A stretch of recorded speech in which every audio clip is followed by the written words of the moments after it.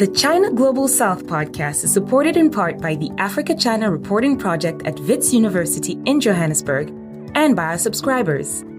Thank you. If you'd like to subscribe for daily news and exclusive analysis about every aspect of China's engagement in Africa, Asia, and throughout the developing world, go to ChinaGlobalSouth.com/subscribe.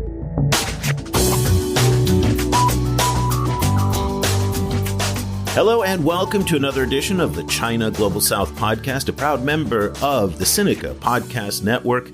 I'm Eric Olander, joining you today from beautiful Lisbon, Portugal. And as always, we are joined by China Global South's managing editor, Cobus van Staden, who is in lovely Cape Town, South Africa this afternoon.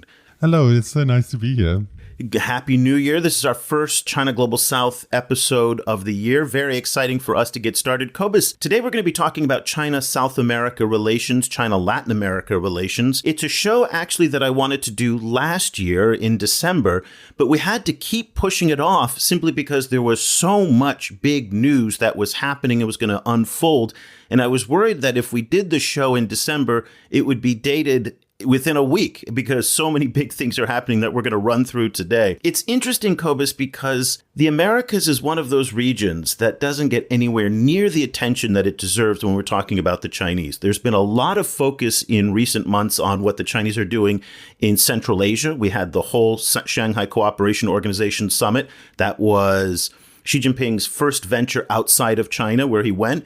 We've been talking a lot about Southeast Asia, obviously, and that's always going to be a paramount concern for the Chinese. Lots, of course, in Africa, and then the Middle East, where Xi Jinping went to Saudi Arabia in December. But it's interesting, Cobus, because despite the fact that very little is discussed and it's not covered very much in the press, I contend that the China-America's relationship is by far one of the top three most important in the world for the Chinese. Beyond just the geopolitics of the fact that it's in the United States' traditional sphere of influence, the fact is now that I think it's every South American country now has its largest trading partner in China. The fact is that the Chinese are sourcing strategic minerals from the Americas, food, energy, and then there's the Taiwan question that plays out in the Caribbean and Central America. So it's interesting, Cobus, you and I focus a lot on Africa, but the trading relationship between the Americas and China is about twice as large as what they're doing with Africa. Yes, the political relationship with Africa is obviously very prominent, but in the case of South America, it's also backed up by this massive kind of trade heft, particularly these huge economies like Brazil, Argentina, and Mexico, where the complicated politics of the region and the way that China is kind of making its way there then overlap with these huge economic interests in fields like particularly agricultural trade and also emerging fields like lithium. So it makes for a very interesting kind of mix of factors. And the fact that it's all then happening, kind of in what America considers or what the United States considers as its traditional kind of sphere of influence makes it even more complicated. Well, what I'd like to do today is to do a survey of some of the major countries and the major events that have happened in, say, the past 6 to 12 months in the China-America's relationship. And there is really no better person for us to help us guide our way through this very complex relationship than Pepe Zhang, who is a senior fellow at the Atlantic Council's Adrian Arsht Latin American Center. And before he joined the Atlantic Council, Pepe also worked at the Inter-American Development Bank. Pepe, a very good morning to you and Happy New Year in Washington, D.C. It's great to finally have you on the show. Good morning, Eric and Cobus. Thank you so much for having me on the show. Very excited to kick off the new year with this episode with you guys. Happy to chat about Latin America and China, and absolutely agree that I think this is one of the regions where Chinese engagement and behavior is being understudied and underappreciated in a global context. And of course, Happy New Year to you as well. And I would say that I'm very jealous that both of you are calling from much warmer locations.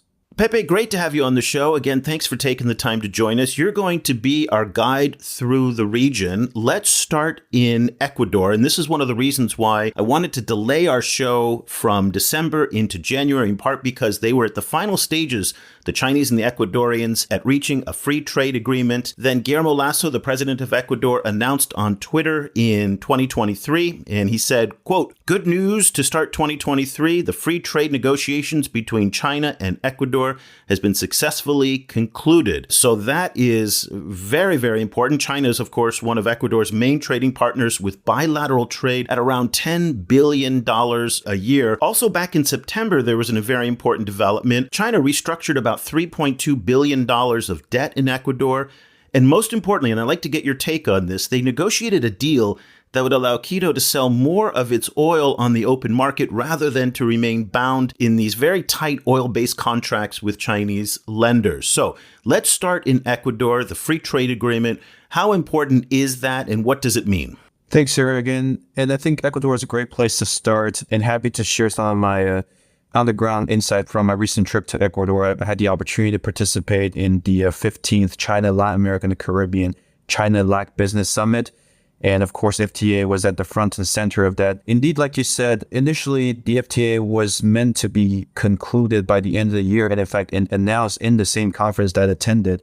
And happy to talk more about the conference itself later. But there was a slight delay in the process, and the technical close came early this year, as you mentioned. Technically, it's not completely done because, the FTA has to still go through the legal approval, has to go through the Congress. So I think this might take a bit longer, but at least at the technical level, the ministries between China and Ecuador have reached the agreement, which is a big deal. And certainly this is a significant agreement for Ecuador. China has become officially its largest trading partner by the end of last year, a trend that we saw coming in recent years. And certainly, as Cobus also mentioned, we see across the region, in the Latin American Caribbean region for sure. And I would say that the exciting part about this trade agreement, especially from an Ecuadorian perspective, is that it will allow Ecuadorian exporters to continue increase their position in the Chinese market. And specifically, for example, I was on a panel with the Vice Minister of Trade of Ecuador. And on that same panel, we had someone representing the shrimp exporting industry and fruits, which are some of the main categories or industries that are eyeing the Chinese market.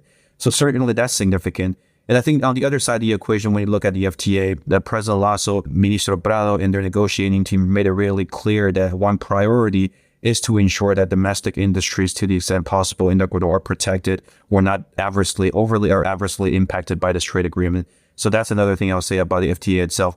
But something also very interesting I'd like to highlight, which you mentioned, which is, this is not just about trade, right? We talked about the debt renegotiation, we talked about oil contracts, and I'll add one more thing, which President Lasso also mentioned in his inaugural speech in the same conference that we attended. It was also vaccines. I think we're fortunately in a world where we're kind of moving out from that phase of the pandemic, but certainly at the height of the pandemic, this was one of the most critical issues, where are countries in the global south getting their vaccines from. And this is one example where I think China really got an upper hand right out of the gate. So I think it's a good place to start Ecuador when we look at this regional overview, a lot of different pieces going on between China and this country in particular.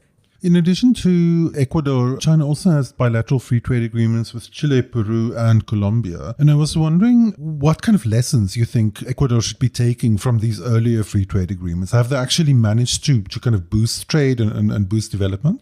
First, I think it's Chile, Peru, and Costa Rica. These are the three countries that have current FTAs with China. Colombia at one point explored an FTA with China, and they got to, I believe, the feasibility study stage. But the political environment and specifically sentiments towards trade and FTAs really soured in Colombia, so there's no follow-up to that conversation. But yes, I mean, currently now, if we're add Ecuador onto the list, then, China has 4 free trade agreements in the region. And I would say that the Ecuadorian authorities certainly have learned lessons from the previous agreements.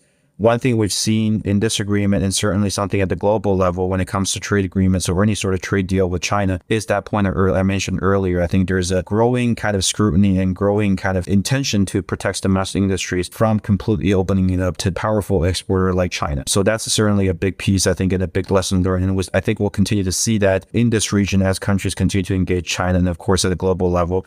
And this is no surprise, we know this is a podcast about China Global South, but when you look at advanced economies, how the US, how the EU, and many other countries in the region, when they engage China economically, specific on the trade front, that is a central piece and increasingly important. So that's one thing I'll say. On the other side, the main reason why a lot of these countries want to explore a free trade agreement with China in the first place is not super different from what Ecuador is trying to achieve, to provide a major opportunity for its exporters. In the case of Ecuador, I name drop some specific industries that could benefit from this trade agreement. In the case of Chile and Peru, of course, very different products, but we can talk about, for example, copper. Chile is the biggest copper exporter in the world, and China is a massive part of that. China today, I believe, accounts for somewhere near 40% of total exports from Chile and Peru. That's a massive number.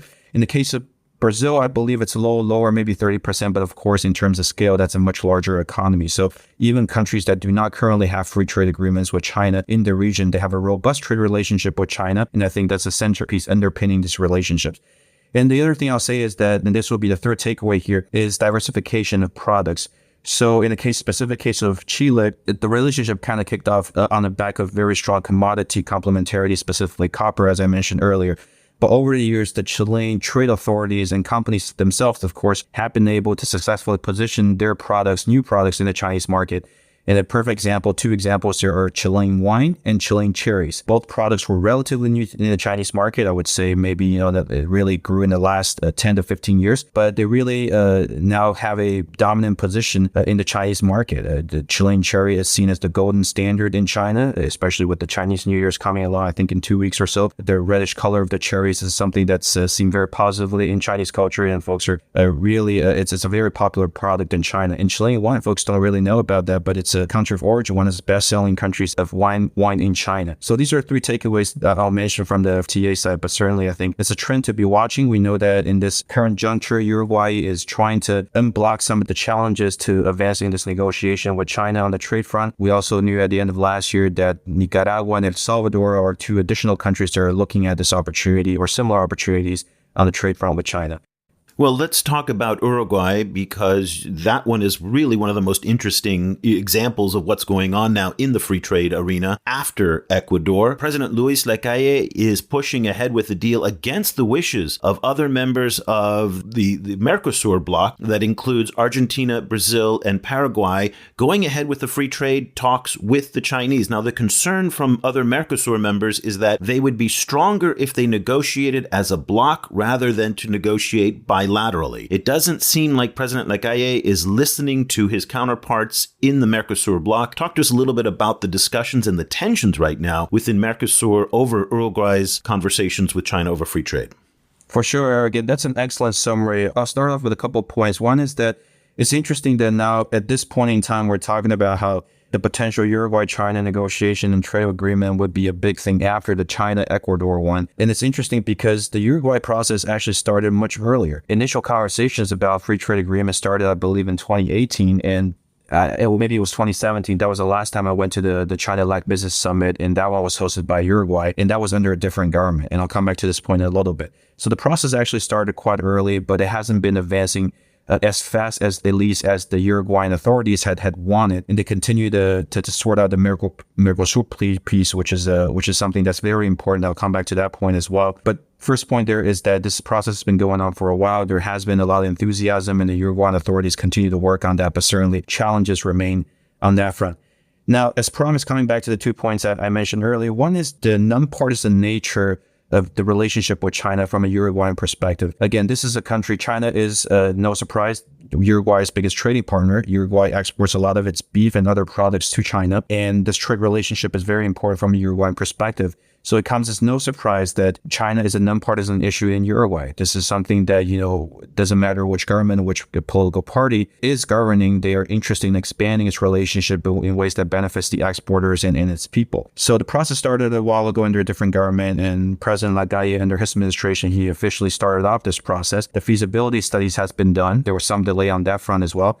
And now I believe they're waiting to kick off the official negotiation. And the main challenge there, it seems to be the Mercosur. And that's the third point I'll mention. And I talked about that a little earlier. Mercosur as a bloc has this rule, as exactly as you said, Eric, about whether or not it's basically its members not being able to negotiate bilateral trade agreements with countries outside the bloc. Certainly, a lot of countries in the region, their position has been that Mercosur is stronger as a bloc and they should negotiate as one. The counter argument, which is the argument that Uruguay has been using, and this is not a new argument, it's an argument used by countries in the bloc, including Brazil, including Argentina, in different points in time in the last 10, 15 years, is that, if Mercosur as a bloc isn't ready to move on specific trade and opening agenda, then, it shouldn't impede some of its members to start pursuing those.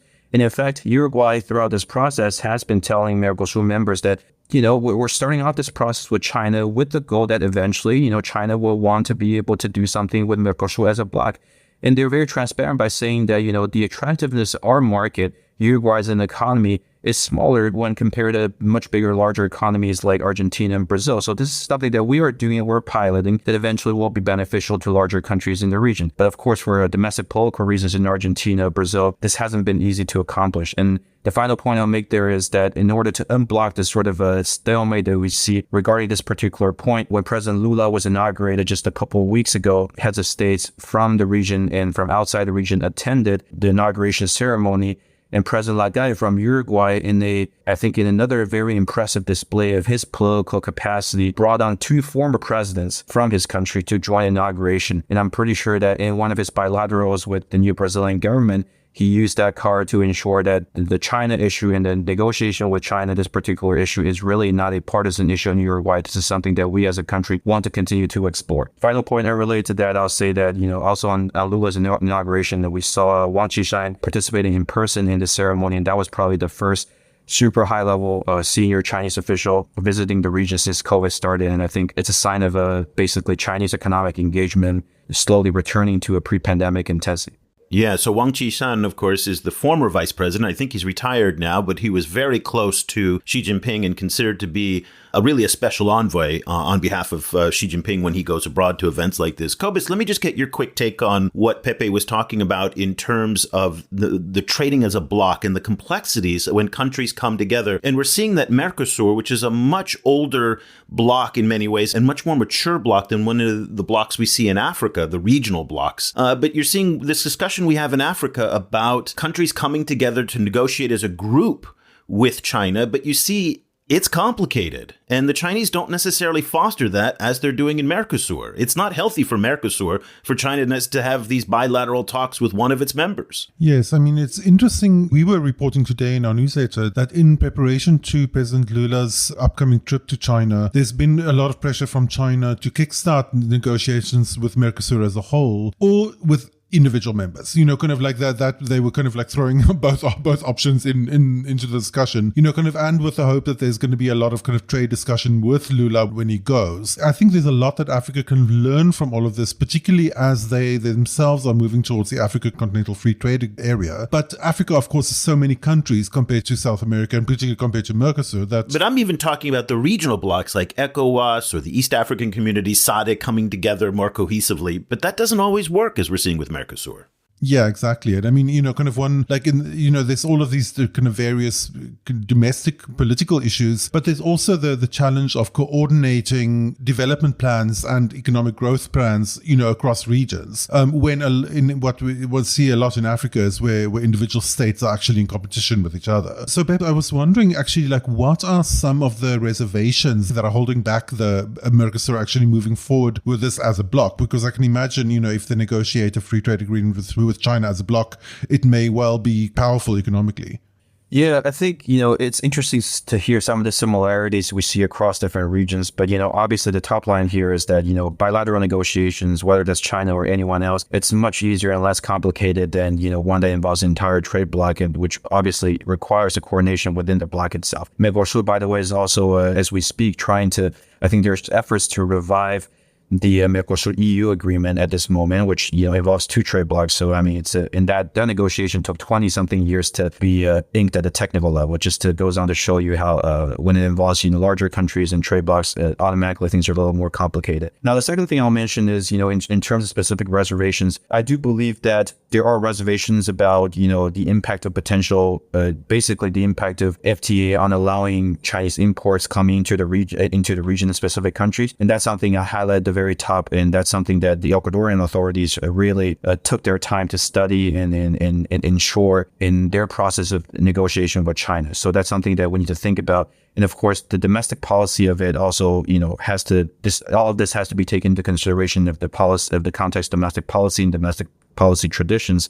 I would say that Argentina and Brazil which are the two largest economy within that bloc and probably the two most influential actors within that bloc, traditionally have had a more protectionist lines of trade policy. So that's something that we need to think about.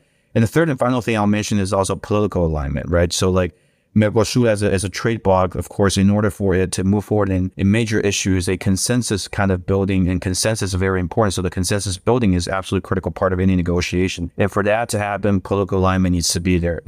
I don't think we've seen the kind of political alignment we needed for that to happen, just because different political cycles within the region. Argentina and Brazil, for example, haven't always been on the same page. And when one of them is not on the same page with the rest of the bloc, I think that the entire trade process and negotiation process with anything, not just trade agreement, could be significantly slowed. As we said, President Lacalle says he is determined to move forward. So this is going to be one of the stories to watch in 2023. Let's keep our journey going, and we're going to head over to Paraguay. Paraguay is one of only 13 countries around the world that still officially recognizes Taiwan. The bulk of those countries, of course, are in Latin America and South America. Paraguay's president, Mario Abdo Betinez, he puts a price on the ties with Taiwan and implied that if Taipei doesn't pay up in cash, then he might consider switching allegiance to China. Here's what he told the Financial Times last year, and this is a quote. There is Taiwanese investment of more than $6 billion in countries which don't have diplomatic relations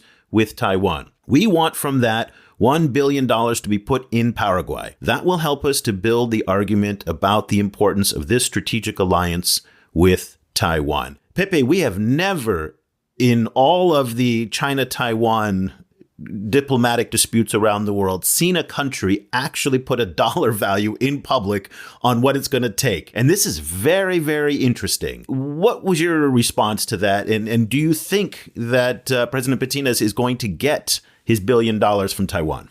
That's a fascinating question. I totally forgot about that, but I definitely remember being surprised when I saw the dollar amount. I believe it was from an FT article that first broke that. But I'll say that, it's surprising in the formality of it, coming from a president. And I believe him or his office later retracted or adapted the statement a little bit. But still, I would say that the crux of it, or the underlying nature and strategy of it, is in the new one, right? I mean, we've known that countries in South America, countries in Latin America and the Caribbean, and I would say that countries in the global South, in Africa, are quite pragmatic when it comes to how they engage China.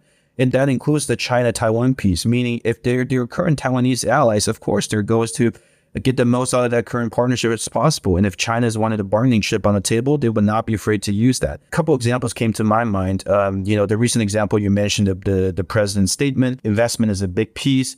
And in fact, let me go on a slight tangent there. At the very top, since we're talking about how the Americas, Latin America, the Caribbean is a little underrated in the grand scheme of things of Chinese engagement abroad, I'll give you one figure on the investment side. According to the China-Brazil Business Council, Brazil as a country alone attracted $5.9 billion of Chinese investment in 2021. We don't have the 2022 figures yet, but 2021 was a banner year for Chinese investment in Brazil. And by some estimate, this basically makes Brazil the single largest destination for Chinese investment globally. I don't think people are talking nearly enough about that. And for reference, that 5.9 figure, that's bigger than Europe. That's bigger than the US, slightly lower than Europe. Unimaginable, I would say in 2016, for example, 7-8 years ago, that any countries or the region as a whole, Latin America and the Caribbean, is attracting nearly comparable amount of investment from China. And what's interesting about that Brazil investment number is that it's really diverse. It's in tech, in agriculture, in energy, in mining. And when you look at, say, in African countries, Cobus, when the Chinese invest in the DRC, it's narrow into one sector. But in Brazil, it's spread across so many different sectors. Let's move on to Brazil very quickly now that we're here. Talk to us about the nature of that economic relationship and where that money is going. Right. Absolutely agree with you on the diversification point when it comes to investment in industries in which Chinese investment has been going to. I think Brazil in general is a very unique market in our region, not just for Chinese investors. The scale of it, the size of the economy, the diversity of opportunities that's available in that market is truly impressive. So it's no surprise that, Chinese investment and trade really start engaging this particular country. China has been Brazil's largest trade partner for a while, and Brazil has been historically the largest recipient of Chinese investment in the region. In recent years, certainly we saw the trend that you mentioned, it kind of graduated from just more energy intensive intensive and solely on energy intensive industries to tech and other industries that are just very exciting. And another thing I'll say on the Brazil front is that we continue to see interest, and this is an important point, tying back to our Mercosur conversation a little earlier, we continue to see nonpartisan support within Brazil on greater economic engagement with China.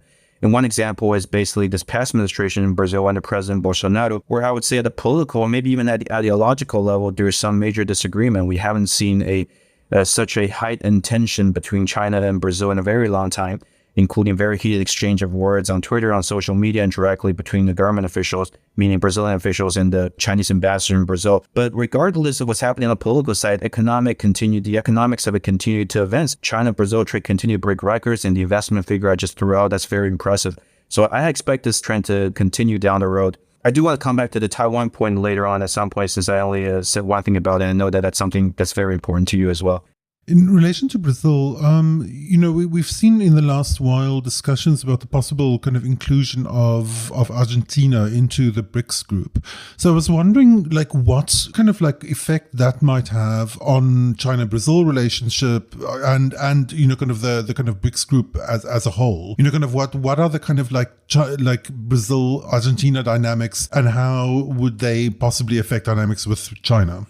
That's a fascinating question, and I think I'll answer that on 3 levels. One is, as you recall, it was maybe the third point I mentioned in our Mercosur conversation that, domestic politics and the alignment of domestic politics in Mercosur is a big part of what's happening in that trade bloc, or lack of alignment. At this particular point in time, there seems to be better alignment. We had Lula coming in, President Lula being just inaugurated in Brazil. We have President Fernandes in Argentina. They've shown strong tendencies and intentions to collaborate, and they seem to have very strong personal friendships as well. So I'm not surprised that Brazil will be interested in supporting Argentina's entry into the BRICS bloc, or I believe the new development bank. So that's something I'll mention, just carving back to the early point I made. Second thing I'll say is that, and this is a fascinating question you mentioned, Cobus, because this may make me think about, something that I should have mentioned at the top, which is oftentimes we look at China's engagement with this particular region. I think a lot of countries in the world at the national level, which makes sense, right? Country to country, what's China doing with Brazil? But there's so much richness beyond that level. We have the subnational level, which is very relevant in Brazil. Again, this is a continent-sized country. So for example, the city and the state of Sao Paulo has tremendous relationship with China. The state of Sao Paulo has its own investment attraction agency with offices in Shanghai. So that's something that's very significant. In another level, I would say that a subnational level probably would be lower than a national level if you think about the hierarchy of it. But one level beyond would be the multilateral level, right? And this is where we bring the BRICS conversation. And Brazil is a fascinating case study because I've always been under the impression that a lot of these multilateral forums or fora have been more helpful for the smaller countries in the region when it comes to engaging with China. The reason is that it's much difficult for them at the country level, the country-to-country level, getting, let's say, a bilateral meeting with President Xi and other senior officials in the region. This is not the case of Brazil. Brazil and China have standing mechanisms for these high-level coordination. Brazil is one of the few countries in the region that has what we call a high-level working group or dialogue group. It's called GOSBAN, the high-level commission between China and Brazil. And in normal years, they convene every other year to advance the public sector and private sector agenda when it comes to collaboration. Could be specific trade items and that sort of stuff. But really, we don't see a lot of other countries in the region that have that sort of mechanism with China because, China doesn't have the same level of interest, I believe, in all countries in the region. So I think an interesting comparison there on the multilateral level versus the country-to-country level is something that we need to think about, and that ties directly into the BRICS conversation, BRICS point you just mentioned. And third and finally, I think, this point I want to make, we talked a little bit about trade, we talked a little bit about investment. I think another major pillar of Chinese engagement in the region is what I would consider just broader development benefits, right? So these are countries that, like China itself, are in need of development and financing in different aspects of it. China, of course, has a much bigger capacity to do that financing domestically. In the case of Latin America and the Caribbean, countries traditionally go to a lot of other countries, whether that's, national agencies in the U.S., in the case of USAID, DFC, other countries in the EU.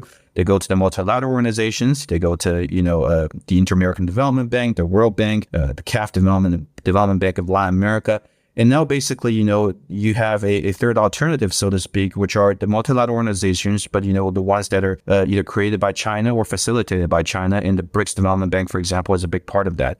The current president of the BRICS Development Bank based in Shanghai is Brazilian. So I think that's another potential opening opportunity for Brazilian authorities to play a bigger role in that organization and to facilitate Brazil's relationship with China through the lens of economic development and, of course, making sure that there's regional participation, greater regional participation in that development organization. You know, Pepe, it's very interesting because when you're talking about Brazil, I'm often thinking about Nigeria, and I see a lot of similarities between Nigeria's role in Africa and Brazil's role in South America vis-a-vis the Chinese. The Chinese look at Nigeria as a major market for tech. Venture capital firms have been investing there. It's a major consumer market. And in many ways, what I'm seeing in Brazil is the same thing. Companies like ByteDance, which owns TikTok, is expanding very quickly in Brazil. Kuaishou, which is an online social network in China, has launched a Portuguese product in Brazil called Quai, which is really taking off. BYD, the big electronic vehicle manufacturer, is now expanding its sales footprint in Brazil, much the same way that they're doing in Nigeria, looking at the big consumer markets. So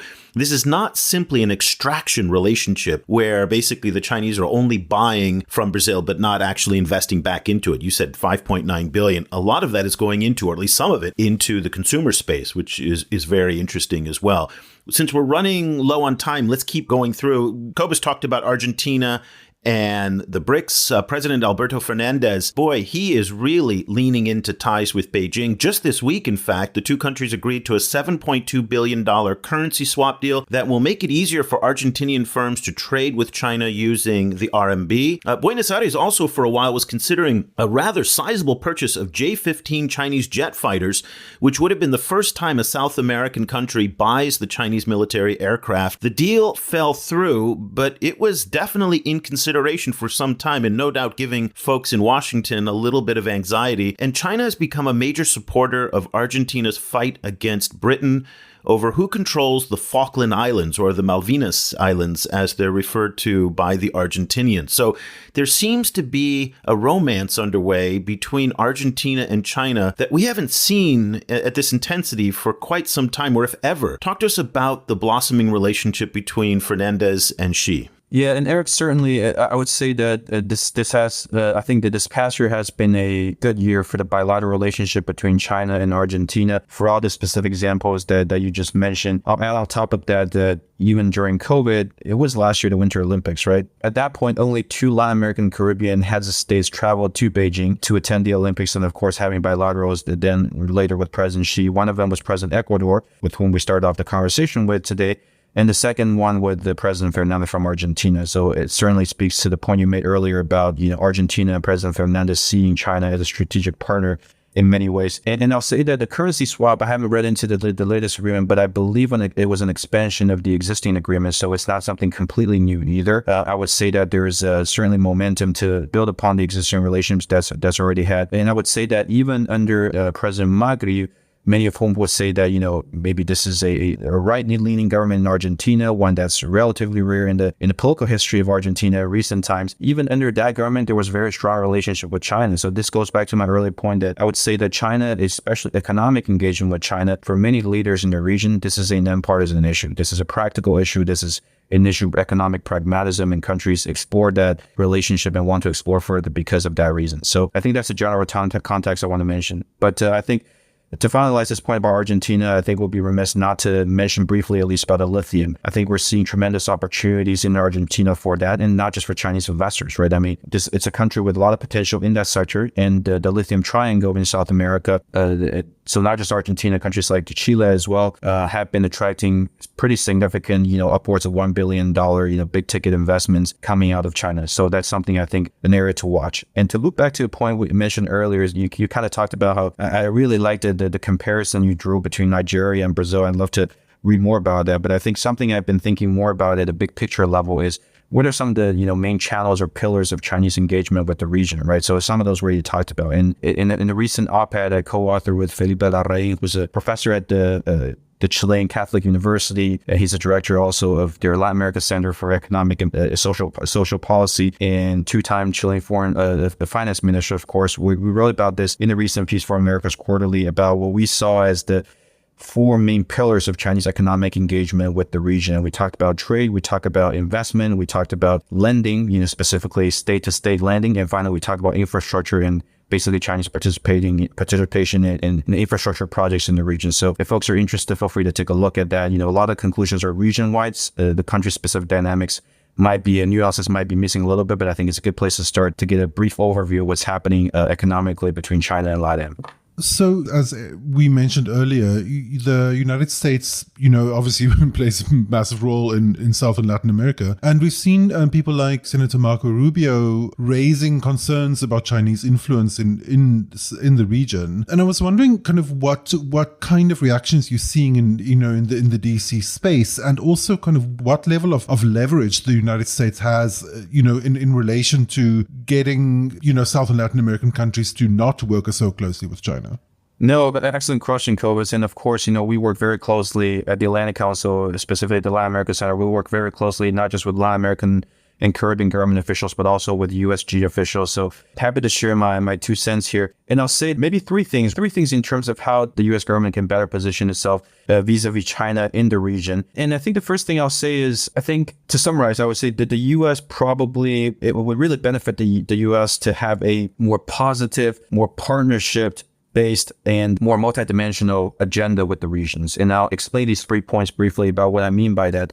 So starting off with the positive part of things, to just contextualize what I mean by that, I think there's a major perception gap between how the Latin American and Caribbean regional government officials sees China and Chinese engagement in our region than how the US sees it, right? So this goes directly to your question, Cobus. I think Washington certainly sees this with certain concern. Very high-level officials have expressed their concerns about that. And they generally see Chinese engagement with the region through the lens of, potential risks and through the lens of competition, which is, what's dominating the bilateral relationship between the U.S. and China. So very reasonable from that perspective. On the other hand, you have, the Latin American and Caribbean government officials, and they continue to see China overwhelmingly through the lens of opportunities. And they see the upside opportunity, upside basically of engaging China, the economic development benefits and the different 4 pillars I mentioned earlier, seeing those as very tangible and immediate. And they see the downside risk of engaging with China, which the U.S. government warns them about, to be more distant and indirect. So let me establish that first.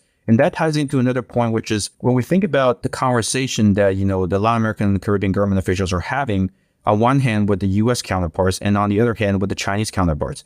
With the Chinese, they have easier conversations. Once again, trade, investment, infrastructure, lending, development benefits, easy conversation, win-win. On the other hand, a lot of the countries, when they turn to the U.S., at least in recent years, the top of the agenda, some of the items on the top of the agenda have not been easy to discuss. I mean, we talked about issues like migration, which are difficult to solve. These are thorny issues politically and otherwise. So these are just much more difficult conversations. And within that, I think, when we think about all of that within that perspective, because this perception gap between Latin American, Caribbean perception of China and U.S. perception of China in the region, and based on, this easy versus difficult conversation point I just mentioned, I think what became clear to me is that if we have to summarize true, potential or dominant approaches of how the U.S. government can deal with China in the region, one is the China bad approach, which I think has been used quite, frequently. Basically, don't work too much with China on issues A, B, and C. This really isn't your interest. And then I think there's another approach that we should be using more, which is the U.S. good approach, right? I'm using very sophisticated terms here.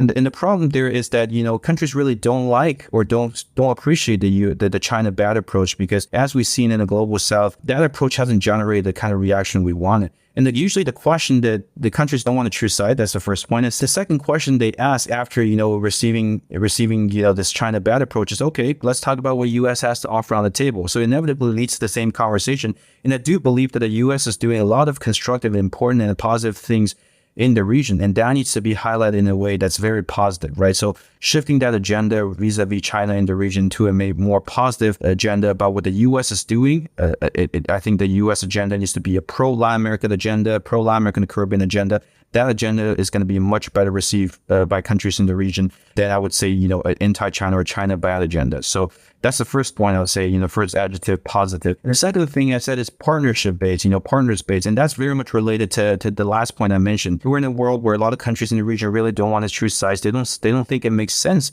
that they have to choose between the U.S. and China. They want to be able to work with both. So I think for the U.S. to really better position itself to win hearts and minds, a partnership-based approach is absolutely important. You want to prove yourself to be the better partner, right? And the critical part of that is basically bringing the regional perspective into this discussion. The perception gap I mentioned earlier is a big part of it. And I'll give you one example. One important talking point I think is super relevant and a valid one about Chinese engagement in the region is, in certain projects we've seen, standards, issues with standards, transparency, corruption, that sort of stuff. But it's difficult. It doesn't translate very well when, the U.S. government mentioned this to local governments, to regional governments through the China lens, because these problems had long existed before China. I mean, you can make the argument maybe that China doesn't help in some of these areas, but framing that as a China problem or that China is a main part of that problem hasn't really resonated with a lot of politicians or at least voters in the region. So that's another thing that I think this is why it's so important to bring this regional perspective into discussion. And the final thing I'll say on this partnership-based point is that at the end of the day, even if the goal is to counter Chinese influence in the region, you kind of need partners on the ground to execute that. They need to be on board. So certainly the partnership point is absolutely important. And quickly on the final point, since we're kind of running out of time here, I think the multidimensional part, this is such a critical part. And I think this is one of the biggest U.S. comparative advantages and frankly, quite an irreplaceable one. When we think about this engagement with the region, China has seen a tremendous increase. I mean, the region has seen a tremendous increase in its economic relationship with China. But I would say that overall, yes, there's been some political diplomatic engagement. There's been some engagement on the other side. This is a relationship that's for the most part, very much focused and concentrated on the economic side of things. The U.S., I think, has a much more multi-dimensional relationship versus what I see as still a pretty one-dimensional relationship focused on economics, which is what China has with the region. And I think, for U.S. government officials, it really needs to think a little harder about what are some of these advantages that the U.S. is providing to the region and how to better communicate that. Because once again, a lot of things are happening in the region that are very positive and countries really welcome constructive U.S. leadership. And one example I've been thinking quite a lot about is, for example, HADR, humanitarian assistance and disaster relief, right? We're seeing, especially in some parts of Central America and the Caribbean, where natural disasters sadly are happening with greater frequency, with devastating economic and socioeconomic consequences. When something like that happens, it's very difficult for China to be there. China usually supports some of these disaster relief efforts through donations, but the U.S. is the only country, that has the kind of operational capacity to really conduct life-saving missions in the region. So I think in my conversations with U.S. government officials, and many of them are increasingly cognizant of this and doing their part to ensure that, perhaps it's less about this China bad approach, more about U.S. good approach, highlighting what the U.S. is doing better. But I do think that, to summarize, it would really be the U.S. to use this positive agenda, a more partnership-based agenda, and certainly highlighting the multidimensional nature of its relationship with the region if it wants to better position itself in its relationship with China. Hopefully this is helpful. I know that the competition with China point has been talked quite a bit about, so I didn't focus too much on that, and I want to focus more on the potential solution or what I see as could be potentially helpful there. Pepe, I think regular listeners of our program are probably shaking their heads and rubbing their eyes in disbelief, because what you have said is exactly what your Atlantic Council colleague Jonathan Fulton has said about what the U.S. should do in the Middle East. We have heard it about what the U.S. should be doing in Africa. And in many cases, the U.S. is taking a much more positive, proactive view, exactly what you're talking about in Africa. In ASEAN, where I live in Vietnam, it's the same arguments. You're not going to compete by bashing China. It's just not going to work. So it's fascinating to hear this all over again. And it doesn't seem to be getting through, but maybe it will. So Pepe, thank you so much. There is so much more that we need to talk to you about because there is so much that's going on. So we're looking forward to having you back again to update us on everything that's happened in China America's relations over the next 6 months. So we'd love to talk with you once we see some of these things kind of iron out. You are a fascinating guy following this issue. If people want to follow what you're reading and writing, is there any way they can find you on social media? Yes, I am on Twitter. I had to be honest, I need to spend more time on it. So that's one of my New Year's resolutions this year. But I usually try to write some op-eds in addition to my longer form publications. I try to write more op-eds for example, Project Syndicate, World Economic Forum, America's Quarterly. So you can follow my shorter form writings there in case there just isn't time available to read some of the longer pieces. So one thing I'll quickly say is that, throughout the conversation, I've talked about Latin America and the Caribbean kind of through like a regional perspective. Just want to highlight this one point is, obviously this is a hugely heterogeneous region, a lot of diversity within it. So a lot of generalization obviously loses nuance. So I encourage folks to look really into the details of what's happening in the country. Second, fascinating to hear about the comparison, the parallel from Jonathan's episode, and send him my regards, please. and other regions that you guys work on. So would love to continue that conversation. And finally, just to wrap up a point about Taiwan, which again, my apologies for diverging from that a little early. I think what we're seeing from countries in the region is that, just finalizing this point, it's not just that countries don't want to choose side, but now they know that they're in a privileged position to be, if they navigate the competitive dynamics between U.S. and China, in some cases Taiwan as well, they can really get a lot out of it, right? So the Paraguayan example was the specific number. We've seen also previously Paraguay navigating using this, at least in attempts to score Chinese vaccines during the pandemic. We've seen other Central American countries, for example, Honduras, talk about switching to China, and then the U.S. government sent a delegation that successfully persuaded the government otherwise. So I think countries are realizing that they're doing a good job navigating that. And I think this is a dynamic we're going to continue to see down the road, especially when it comes to the Taiwan piece. Taiwan and the U.S. indirectly will be able to offer will be a huge part of that discussion. But these are the three final comments I want to mention. Fantastic. We're going to put links in the show notes on our website to some of Pepe's writing. We'll put links to his Twitter feed in all of the show notes. So if you want to follow what Pepe's doing, just go ahead and follow him on Twitter. Pepe Zhang, thank you so much for taking the time to join us. We really appreciate it, and we're looking forward to having you back again. And Cobus, you will be liberated from your co-working space. Cobus and I will be back again next week with another edition of the China Global South podcast.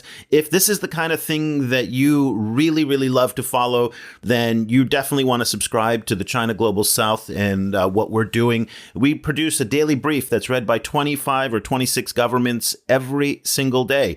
Think tank analysts like Pepe in DC are reading it. Scholars are reading it. And so we would love to have you join our growing community of readers. Just go to ChinaGlobalSouth.com/subscribe and you'll find out all the information there. And by the way, if you are a scholar and academic, just send me an email and I'll give you a half-off code that you can use to subscribe. So let's leave our conversation there. Pepe, Cobus, thank you both very much for your time today. We'll be back again. For Cobus van Staden in Cape Town, I'm Eric Olander in Lisbon. Thank you so much for joining us.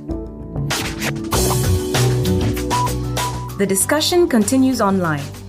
Follow the China Global South Project on Twitter @ChinaGS Project and share your thoughts on today's show, or head over to our website at ChinaGlobalSouth.com, where you can subscribe to receive full access to more than 5,000 articles and podcasts.